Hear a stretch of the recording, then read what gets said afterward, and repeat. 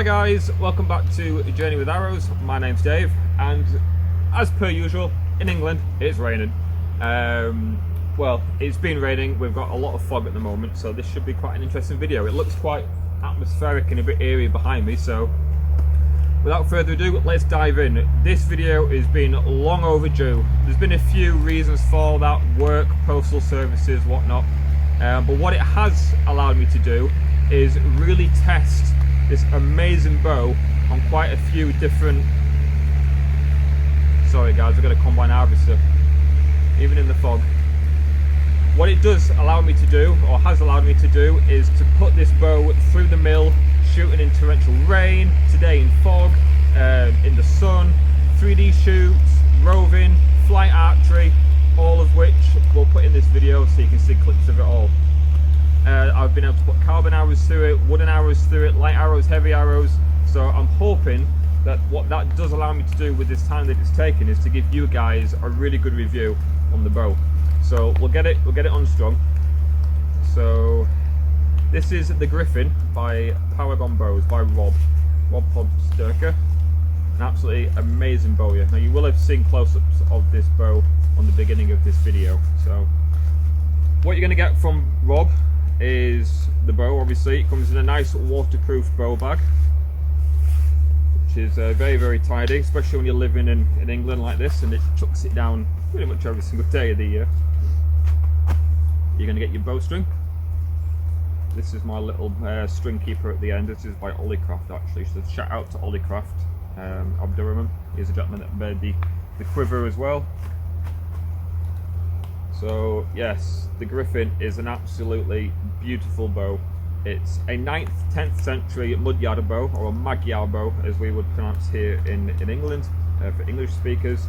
It's a Hungarian bow, and this particular bow is modelled from Rob's research into archaeological digs and finds, along with his own personal experience of building horn bows in Hungary. Rob is a Hungarian, or Magyar.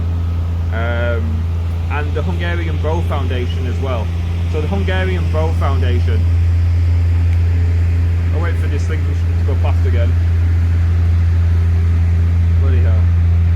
So the Hungarian Bow Foundation set out a list of requirements in which a bow has to be for it to be a traditional Hungarian bow, or a Magyar bow. And not just a Hungarian type or a Hungarian form bow, because there are a lot of bows out there which are open quote, close quote, Hungarian. Rob has been able to take his experience from... He's back again guys, I'm sorry. You know, we had, I think it was Armin's video, we had fireworks and festives and all sorts going on, and here in England we've got combine harvesters, so you're getting more British than that. We'll wait till he goes. I'm not starting again. So yeah, the Hungarian Bow Foundation lists out a list of requirements and stipulations in which a bow has to be for it to be deemed a traditional Hungarian bow, and not just another Hungarian type. There's a lot of Hungarian type bows out there and Hungarian influenced bows, but Rob has certainly hit the nail on the head with this modern interpretation of the laminate Griffin bow, which is a 9th, 10th century Hungarian bow. So as mentioned, Rob is Hungarian. He's got a lot of experience building horn bows, and he's done it for many years, and he's taken that knowledge and he's been able to put it into a laminated bow like this beauty. Now there are a few slight tweaks to the design, if you like, so that this bow is kind of open to being used by people of various stages in their archery career, if you like, so to speak. So I had the pleasure to shoot the prototype of this bow prior to the one I'm holding now being released for everybody on the market. Everything's getting wet here, and the original ones were a little bit thinner up at the tops here. What Rob has done is just create a little channel that sits in the base here, which gives the bow quite a lot of stability both this way and in the opposite way, and makes it easier and a bit more forgiving for people that haven't got a lot of experience in shooting bows with a really long sear. This is certainly very much the iconic design of the Magyar bow. Even the end bit here above the knock is probably quite unique to the Hungarian bow design. So he's an absolute fantastic job. We'll string it up so you guys can see. So the one thing I would say is, if you are really fresh into archery and you like these types of bows, although you could get experience shooting a bow like this, for the knowledge that's needed in how to look after them and string them safely, especially with them having a long sear, I wouldn't dive straight into getting a Griffin like this. Just personally, I'll get a little bit more experience with a bow of a similar design, and then take it from there, because obviously they have very long sears, and you've got to be very careful when you're stringing them. You don't want to be twisting any limbs, and you want to make sure you're getting the back of your leg on the handle of the bow there, double checking both sides and no twists in there, and we're all good. And we'll just do a quick check just to make sure that we're all lined up. Absolutely perfect. So this particular bow of mine is 42 pounds at 28 inches, and it's 52 pounds at 31 inches. All of the bows, all of the Griffin models, if you like, from knock to knock along the belly side of the bow here, we have 52 inches of bow. So it's a short bow. It's short, it's powerful, it's incredibly snappy. The handle fit, for my hand certainly, is absolutely perfect. I don't know how Rob does it. I don't know how he gets curves in laminated wood like this, but he absolutely nails it. And the handles, Paragon bow handles, are some of the most comfiest handles you'll ever get on a bow, in my personal opinion. They're incredibly light, really, really light, and certainly very, very snappy, and there's just no vibration. I don't know how he does it. Maybe a second, but nothing. The full length of the bow, from ear to ear, or from sear tip to sear tip if you like, is 55.5 inches. The full length strung is 49, or just over 49 inches, 49.21, with a string length of 45 inches. Brace height from the belly of the bow to the string is 6.6 inches, and as mentioned just previously, the max draw of this bow is 31 inches. So if you're safe draw 31 inches. So if you've got a longer draw, 32, 33, this is not the bow for you. Don't get it, because you're going to break it, and it'll be an absolute waste and a shame to destroy something so beautiful and so well made, and something that performs incredibly well. The draw weights of the bow are available between 28 pounds and 60 pounds at 28 inches. We'll wait for Farmer Maggot to pass again.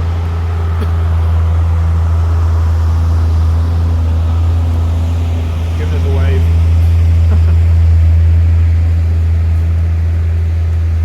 So, yes, the bow's draw weight is available from 28 pounds up to 60 pounds at 28 inches. Obviously, you're going to get increases. It goes up by about 3.3 pounds or something per inch on this particular model. And the good thing with it is that when it gets full draw, it kind of locks. They only go so far. So you kind of know when you hit full draw. So there's a little bit of flex this way, left and right.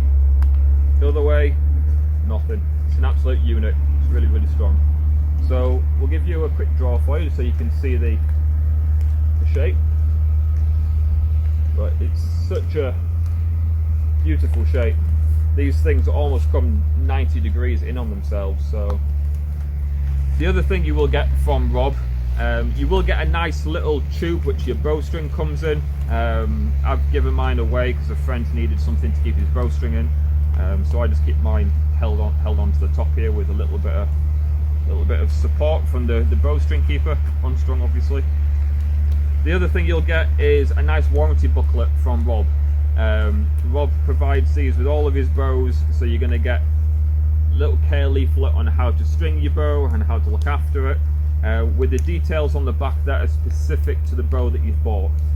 So in this particular instance, the model, the Griffin, it'll give you your serial number as well. It'll list down your draw weights that you've got, so 42 at 28, 52 at 31, the brace height and everything that I've just run through as well. The type of string, so this is a Fast Flight D97, Rob makes these himself as well. The recommended safe arrow weight on this bow is 9 grain per pound. Now we have just over 9 grain per pound, probably 9.5 grain per pound carbon arrows here, and the ones at the front are 12 grain carbon arrows, which are the ones that I've made. So we're going to shoot both of those today, and you can get a comparison as to how both of them shoot. This bow shoots them both incredibly well. 12 grain per pound arrows on the Rove that we did were getting around 200 yards. Yeah, just absolutely sent it. This bow is a rocket. The recommended minimum arrow weight is 7.5, so you can bring it down quite low, and trust me, this bow throws them out with some ridiculous speeds at like 7.5 grain per pound. So, and you'll get on the back of here his warranty as well. So Rob provides a 12-month warranty with his bows, obviously providing that you've not been a douche and messed up the stringing process and everything. Then it's all good. He'll look after you. So we've got it strung up. We'll get his quivers on, and we'll take a couple of shots for you guys. So, but this by far is my go-to bow, my favourite bow at the moment. It's surpassed all my other ones. We did get the Zuran fix as well, so the bow that that blew out on the Rove a few months back now, yeah, has been repaired. So that's all good to go. There we go. We're all in there. We've got us some arrows. We've got us this bow.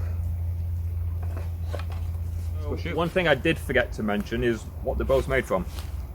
So across the back of the bow here we have bamboo, and this particular model has Ovancol in the sear area here, and it comes up into a Kirinite tip. We've got Ovancol in the riser or the handle area as well. The whole belly of the bow is glass and stabilizing material, so it gives the bow some really good strength and some really good flexibility and spring to it as well. We've got stingray skin, ray skin here, and a leather grip, so it's an absolute work of art.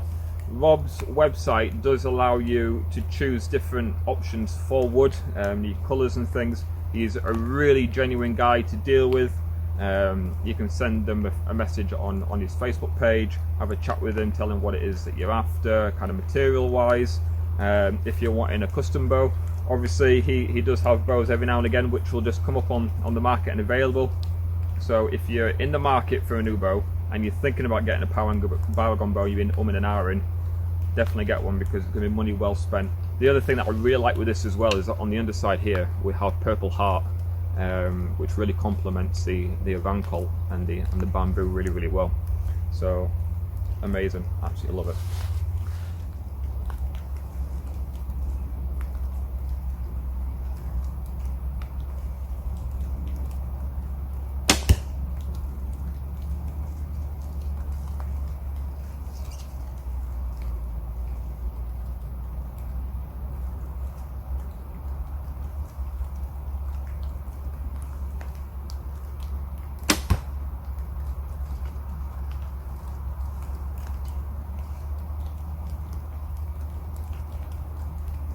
These carbons fly fast, really fast.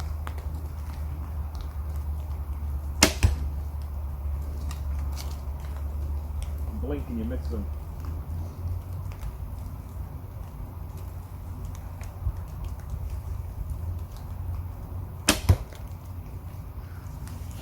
Absolute rocket. Let's do some woods, do some wooden arrows.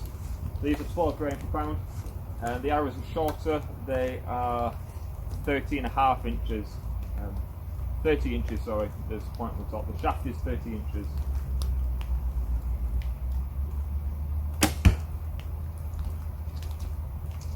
These are usually what I use for roving rather than target archery. They do the job just fine. I'm aiming at 2 separate points on this target just so that we don't damage arrows.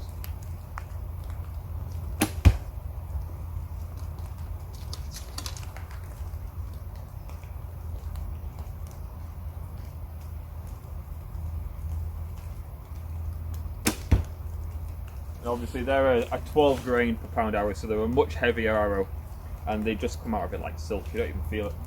So let's show you guys where they went. There we go.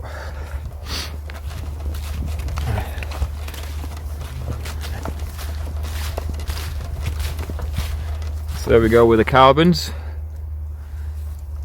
Decent. And some wooden arrows, all decent as well. So yeah, they come out no problems whatsoever. Not a problem at all.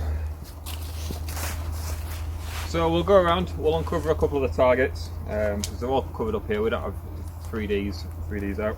I'm going to go around with the carbons, just because, as previously mentioned, these are my roving arrows, and if I can prolong the life of these without breaking them, then I'd rather do that, because you can't use carbon arrows on a rove here in England. So let's tuck them away in there and get the others.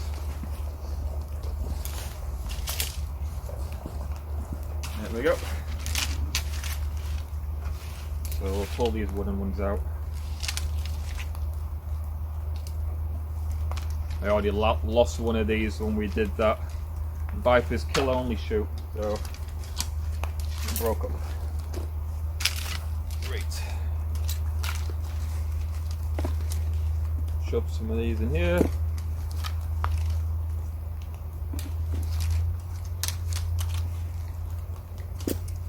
If you have any niggling thoughts about what if, should I, shouldn't I, whatever, about getting a Paragon bow, definitely get one, because the craftsmanship on them is just absolutely phenomenal. I mean, they're such a beautiful bow. They're incredibly light, they're incredibly quick and powerful. They're just an absolute pleasure to shoot. They really are an absolute pleasure to shoot. Let's go do some shooting.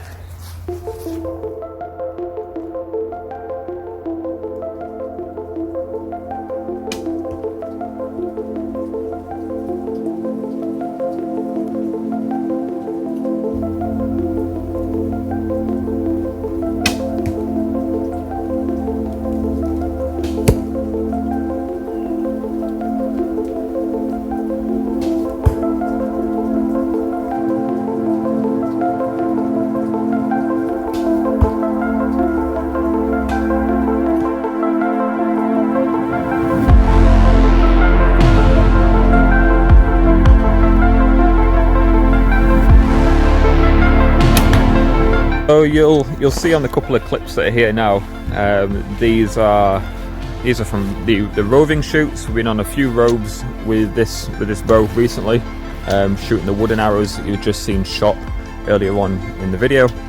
As mentioned before, they are 12 grain per pound arrows. They're 1132 wooden arrows that I've made, and they do absolutely amazingly well on the roves. We've been shooting with the Mercian Bowman, and we were shooting at Sandringham a couple of weeks back, a month back maybe, which I came second place in that. I think the Mercians I came third, I think, maybe second, I can't remember. But either way, the bow performs phenomenally well at a rove. One thing I actually really like about all of Rob's bows, actually, or one other thing I like about all of Rob's bows, is that when you're doing 3D shooting in the woods here, I mean, this particular wood isn't that dense, it's quite open, but some of the 3D shoots you can go on, you can be tucking between trees, and when you're taking your shots, you're shooting underneath canopies and things, and with a longer bow, they get in the way. They don't have to get in the way.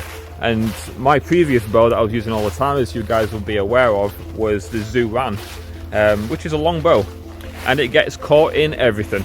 If you're standing underneath trees and you're taking shots and things, it gets in the way. So I really like the fact that you can get a powerhouse out of this and it be so compact and small. And if you're like me and you use a bow sling, a bow holder, it fits in nice and comfortable. It's not coming 4 foot out in front of you. It's nothing worse than when you go shooting to a competition and it's really busy. You've either got a long bow slung over your shoulder, or you have a longer bow in a bow holder like this, and you're like, oh, excuse me, yep, sorry, or you just turn around and knock everybody's drinks off the table.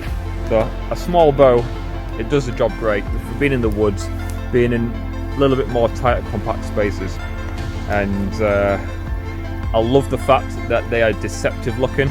I'm sure anybody that shoots traditional archery, whether it's a longbow or a traditional bow, the amount of times that I get people that come up to me and they go, "Oh, is that your little toy that you're shooting?" And you're like, "You want to try and shoot it?"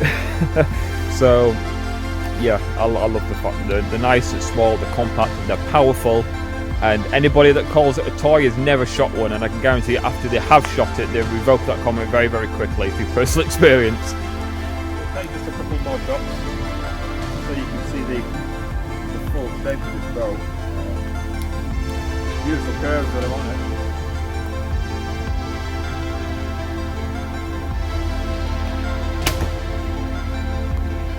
They come out seriously fast. Really fast for a 9-grain arrow, a 9.5-grain arrow.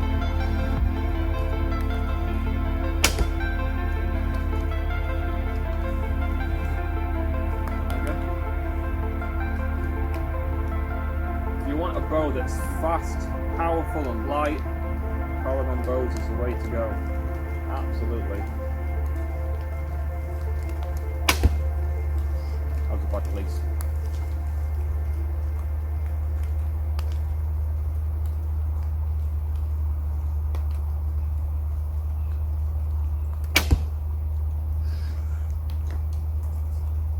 The shape of this bow is unique in itself to Magyar Bows, to Hungarian bows.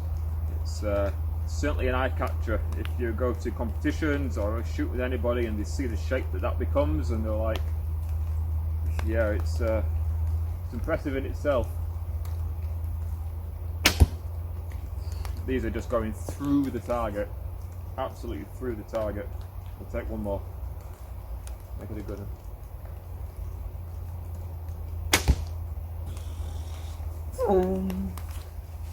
Get one. Get it. You need one. Just want to show you guys that they're the arrows that we've just shot. They are embedded all the way in there. Ugh. Get some. Alrighty then guys, so I'm going to keep this video nice and short because I could shoot this all day and not get bored of it, but you guys will probably get bored as soon as we shoot it all day. So I don't want this video to be rolling on too long. Keep it nice and concise, give you guys the information that you need, which is to go out and buy one right this very second. If this isn't your style of bow, Paragon Bows does also have the Khan and the Raider at the moment as well, which are two other phenomenal bows. You won't find a bow review of those bows on my page because we don't have them, but they are available out there still. One last thing as well, this bow goes for, it retails at £450 and it's every penny well worth spent. You can pay for additional modifications like the Kirinite tips that I have here are an additional 20. You got £10 for like dyes and stains in the wood and different passes and things as well. But Rob is really easy to deal with, a very pleasant guy. It's very, very straightforward to place an order.